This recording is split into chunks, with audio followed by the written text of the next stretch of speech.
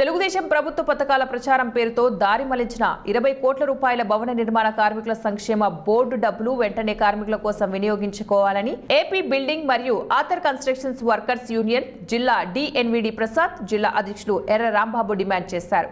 మంగళవారం స్థానిక owner bridge centre నందు భవన నిర్మాణ కార్మిక సంఘం ఆధ్వర్యంలో నిరసన కార్యక్రమాన్ని నిర్వహించారు.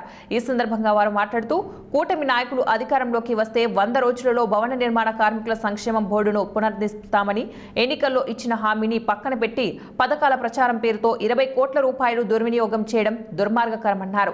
పథకం ప్రారంభించడానికి ముందుకు రాని కూటమి ప్రభుత్వ అధినేతలు కార్మికుల డబ్బులు స్వాహా చేయడానికి తప్పుడు పద్ధతులు అవలంబిస్తున్నారని ధ్వజమెత్తారు.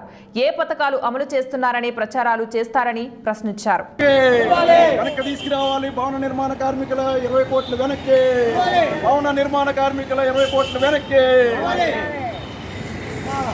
మన సొంత మా డబ్బులు